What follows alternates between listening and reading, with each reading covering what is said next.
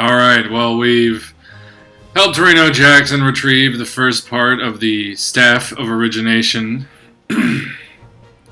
So now we are going to tackle the class challenges. So the first one is for the Warrior. Rematch. Can you defeat the boss using this special Warrior deck? If we beat him, we get the Obsidian Destroyer. At the end of your turn, summon a 1/1 Scarab with Taunt. Versus Zenar! Finally free! Your reward will be Oh my god. victory or death! Blizzard actually built us a bolster deck. They're like, no, we're gonna show you guys. Bolster is really good. I don't know. Well, since everyone else has gone crazy, I guess we can hold on to the Goldshire Footman. Wow. Okay. So I guess this is supposed to be like the ideal version of a bolster deck, since the developers made it for us. What did we get here? Gain 2 wishes. Awesome. Oh man, my bolster is gonna be so sick. Alright, let's see what wishes we get. I can't believe that worked! Wishing for more wishes actually worked. Let's see. Would I rather have a minion or a spell? Well, I guess I can find both. But... Whoa! There is a wide range possible in Discovery.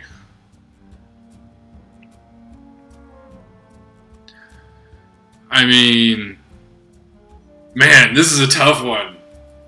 Because we don't have a 2-drop. So Bloodsail Raider looks pretty good. But Gromash Hellscream can just end games. And Faceless Manipulator is pretty great too. You get to copy something awesome that your opponent has. But if this is a bolster deck though, what are the chances we actually have something that can enrage Gromash? Yeah, it would be kind of foolish to pick up an 8-mana card at this point. I think we're going to take the Raider. Alright, let's see if we get an easier one for a spell. Oh my god, we get Enrage! If only we'd taken Gromash, we would have our finisher.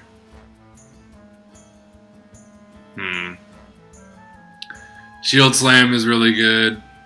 Regular Slam is really good.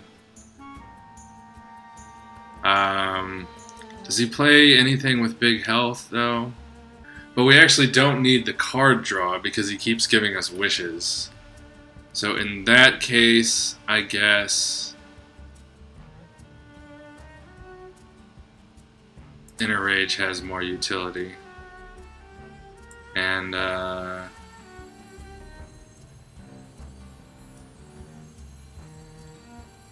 we'll play the Pirate here. Just hit face.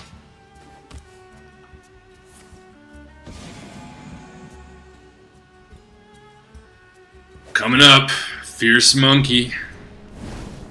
Oh no, the Goldshire Footman died. Cursed Blade. They're gonna make us use that? That's terrible. Let's see, what is this? Discover a 4-cost card? Let's see. Axe Flinger is useless. Mortal Strike is alright, but not something we actually want to play on turn 4. Haven't seen any mechs yet, so Screwjank Clunker is extra useless. I guess we take Mortal Strike. It is direct damage we can do from the hand. Well, all that discovery and we're still Gonna play the Fierce Monkey.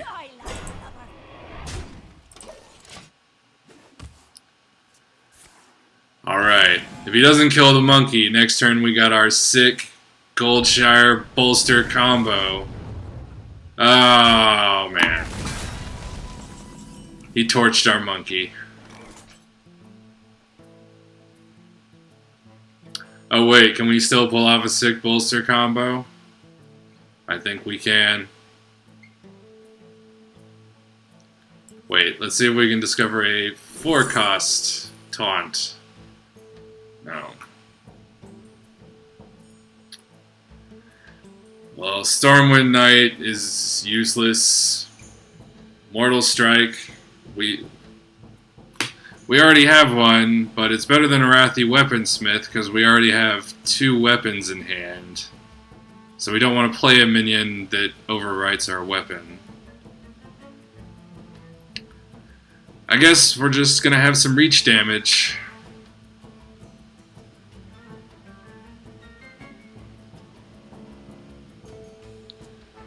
Let's see, if I play both of these guys and bolster. Screw it. Let's see what bolster can do.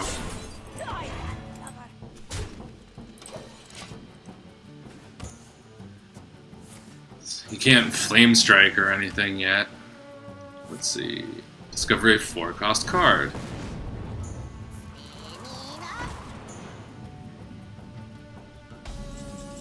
He has Lava Shocks, but I never... Oh.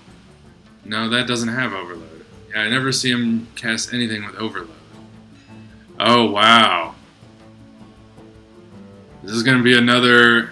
This is going to be a sick game for Bolster, you guys. Alright, let's discover a card first.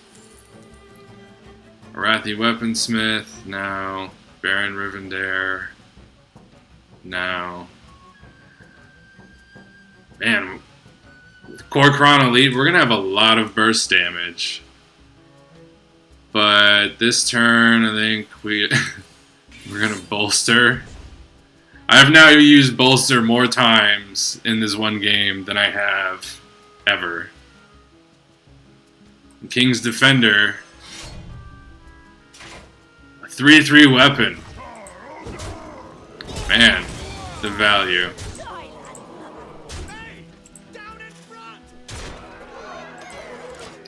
Let's see. Actually, he is dead next turn.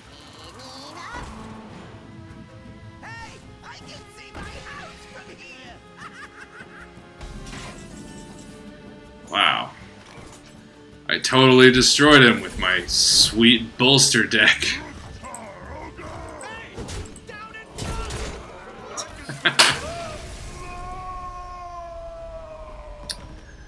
Well, there you have it, folks.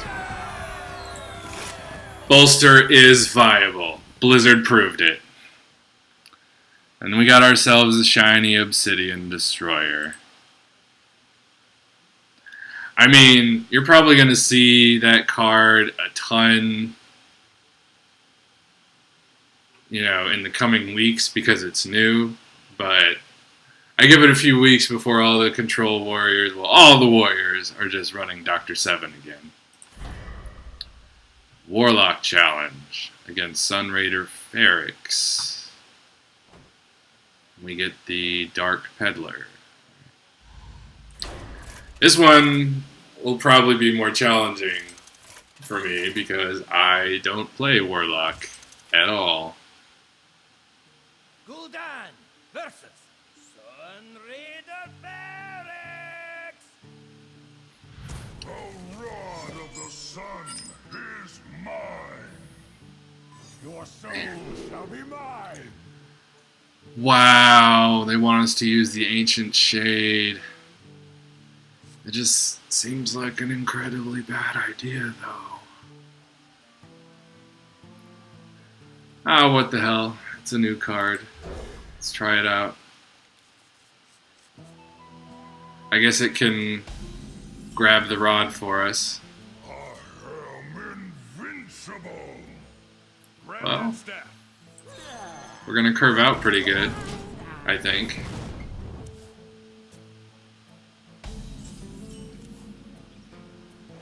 We definitely want to grab that rod quick. We could just use corruption on it. No. Should save that for something that's actually dangerous. Shields up. Why would you give that taunt? That's the only thing I'm interested in hitting anyway. Alright, whatever. Guess we'll play the Imp Gang boss. Take the rod. And now we won't take any damage from the Wrath Guard, which is cool. I protect the temple. Deal 5 damage to both heroes. That's no big deal. We're immune! Alright. Should we see what this Ancient Shade is all about?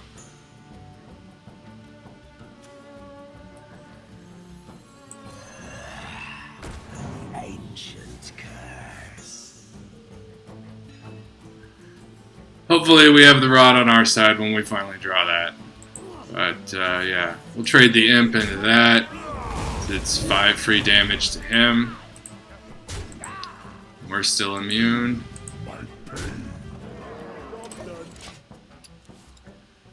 So if he manages to steal the rod this turn, we can just kill it again with the Shade.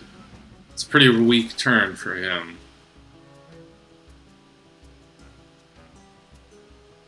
Let's see, is this lethal? +4, +4. Yeah, it's gotta be, right? 7 +2 is 9. +4 is 13. So no, not lethal yet. Alright, we'll just play out, well, let's draw a card first. It won't hurt us, right? Wilfred Fizzlebang. I don't think this game is going to go long enough for him to get any value. I think we just roll face. Because even if he puts out something really awesome. Ooh. Okay, so now he's immune. Cannot comprehend the powers of the rod. But he spent his whole turn attacking that. So we can definitely get it back, I think. Yeah. Oh! This is way easy. We just attack it with the 2 demons. You might want to try to hang on to that rod. It's valuable. No problem, Reno. I got this. Avenge me! Yeah. Didn't even draw the curse. The Dark Peddler. Well, if I ever decide to give Warlock a try, I guess I'll find out if that card's any good. Now, I'm going to go start putting all the new cards into decks and seeing what they do. Let's take a look at our haul. We got the Explorer's Hat. This one we got just for buying the expansion, which was cool. Harrison Jones was disappointed that he didn't get to be part of the League of Explorers, but his hat did. Yeah, the Explorer's Hat is a hunter spell that gives a minion +1/+1, and Death Rattle, add an Explorer's Hat to your hand, which means you can potentially cast infinite Explorer's Hats on your minions throughout the game and keep just trading them up and up and up.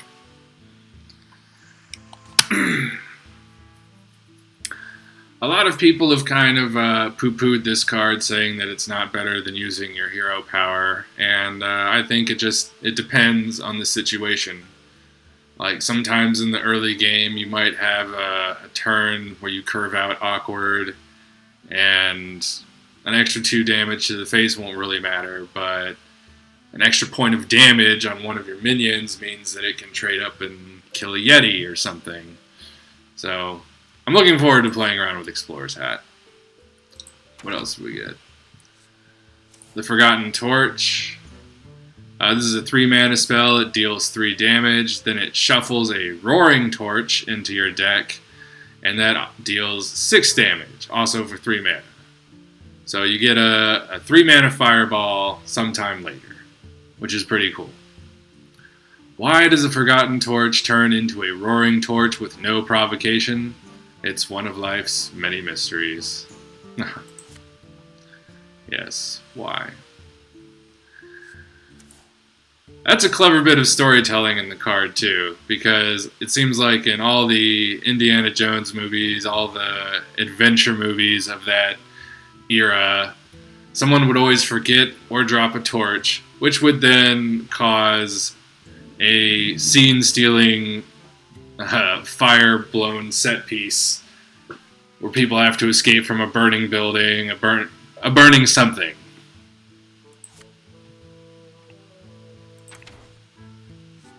See, we also got Sacred Trial. This will be an interesting bit of mind games with the Secrets Paladin. You have chosen poorly. That's a good one. Let's see, the Rumbling Elemental. After you play a Battlecry minion, deal 2 damage to a random enemy. This is an interesting card, but it's not better than your other 4-mana choices as a shaman. Like, for 4 mana, why wouldn't you rather play either Fireguard Destroyer or Piloted Shredder? And other than Fireguard Destroyer and Fire Elemental, most shaman decks don't really run that many Battlecry minions. So it just seems like a very specific tech card for a type of deck that does not exist yet. Could be interesting. Warlock got the Dark Peddler. It's a 2/2 with Battlecry. Discover a 1-cost card. I guess that could be useful for Zoo. Drawing more cards when the whole point of your deck is to just dump lots of cards onto the board really fast is always good. Let's see. It says, I'm offering you a bargain here. This amazing vacuum cleaner for your soul. So, would that clean your soul? I don't know. Probably best not to ask the Dark Peddler. The Obsidian Destroyer, very interesting card. Too bad it's not. Too bad it competes with Dr. Boom. But it is a common, so it should help warriors out in the arena. Maybe this will pull them out of the bottom rung? If nothing else, Obsidian Destroyer is a nice consolation prize if you don't get Dr. Boom. Let's see the neutrals. We have the Jeweled Scarab. Discover a 3-cost card. It's amazing what you can do with super glue. Yeah, it's a very fancy looking bug, but it's a 1/1 for 2.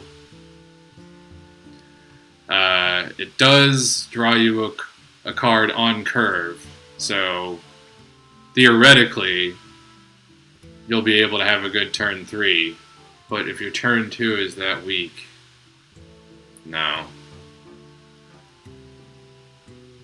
This is one of those cards that people won't actually include in decks, but because it exists, it will make random effects from all these other things more interesting. Like when a hunter pulls this off of his web spinner and then ends up discovering a random 3-cost card, That could be a game-shifting amount of chance. Ancient Shade, warning, do not expose to direct sunlight. Well, maybe if we did, we could avoid the Ancient Curse that gets shuffled into our deck. I guess this could theoretically have a place in aggressive zoo-type decks, but the problem is it has that downside, and the other downside is it only has 4 health. So it dies to a Yeti. And that 7 attack just clears another 4-drop. And you still have that 7 damage coming to your face somewhere down the line. It's just, for the cost, it's not unfair enough to compensate for the curse. We have a Nubisat Sentinel. It's a 4/4 with Death Rattle, give a random friendly minion +3/+3. That is a pretty serious buff. I can't think of anything other than maybe Blessing of Kings and Dark Whispers that buffs a minion by more.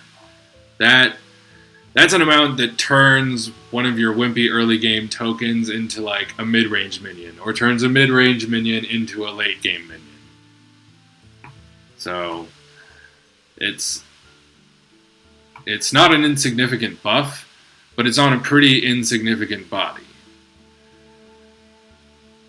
And yeah, you don't want it to have a lot of health because you want it to die so that you can actually get the buff, but the buff being tied to the Death Rattle gives your opponent too much control over which minions are available for that buff to land on. If they clear your whole board and then a 1/1 gets the +3/+3, and then they, and all you have left on your board is a 3/3, are you really any better off? Not if he was able to clear your board. You've probably already lost.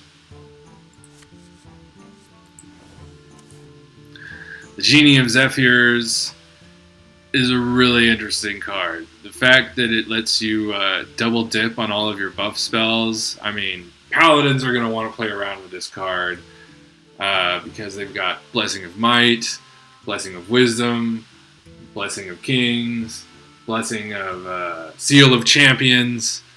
They've got all of those insane buff cards that work really well in a zoo deck.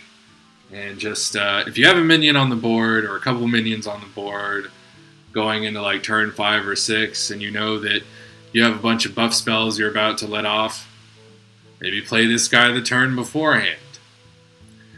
Even if you don't get the double dipping of all those buff spells, your opponent's going to see this genie and be like, oh man, I can't let it get all those free spells, and it's basically going to have taunt and protect all the things that you wanted to buff on your next turn anyway. So it'll either force a board clear, or your opponent will redirect resources to killing the genie instead of your other minions. Either way, I think there's definitely a way to get some value out of this card. I look forward to experimenting with it. The Summoning Stone, such a cool idea, such terrible stats, way too expensive, totally unplayable. Sometimes it feels like it's always the same slackers that are waiting for a summon. I don't understand that reference either. So, unfortunately, the Summoning Stone has nothing to offer me. And then we have Reno Jackson, first legendary from the set. He's a 4/6 for 6, so not terribly statted. And the Battle Cry, if your deck contains no more than one of any card, fully heal your hero.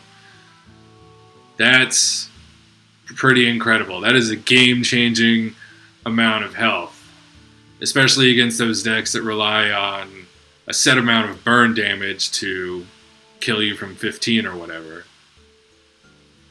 If you get off of Reno Jackson after a freeze mage Alex Strazes you, that could wreck the game for them. They might not be able to kill you after that.